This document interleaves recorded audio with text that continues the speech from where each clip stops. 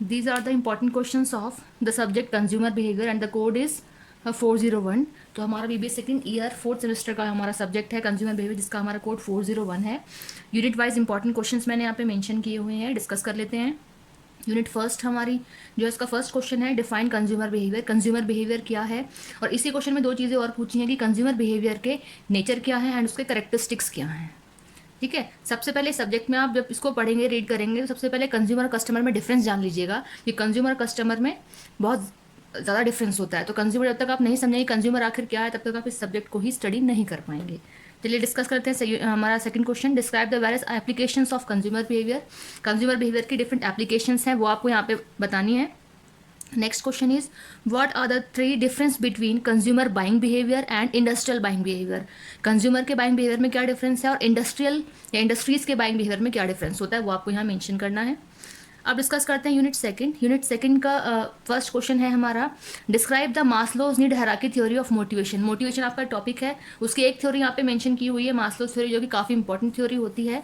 ठीक है, वो आपको यहाँ एक्सप्लेन करनी है. क्वेश्चन फिफ्थ है, व्हाट इज पर्सनालिटी. पर्सनालिटी क्या है and explain the natures and the factors जो इफेक्ट करते हैं हमारी पर्सनालिटी को, वो आपको यहाँ मेंशन करने हैं.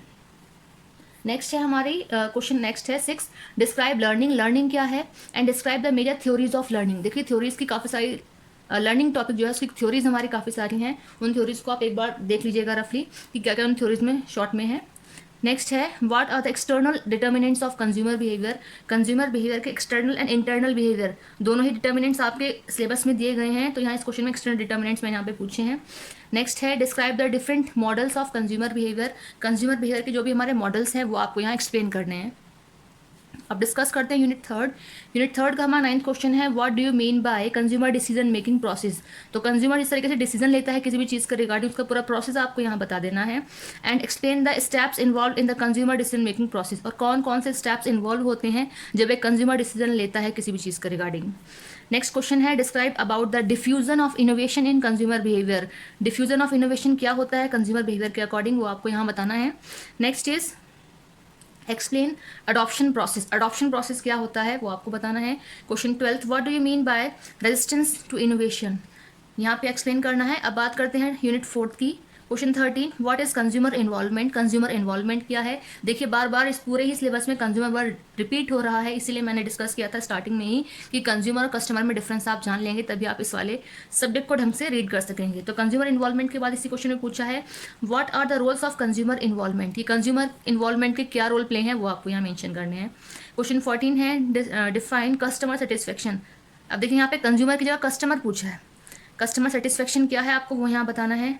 नेक्स्ट क्वेश्चन हमारा है 15 क्वेश्चन में पूछा गया है, describe the interdisciplinary approach of consumer behaviour. इस अप्रोच को आप यहाँ बताएंगे.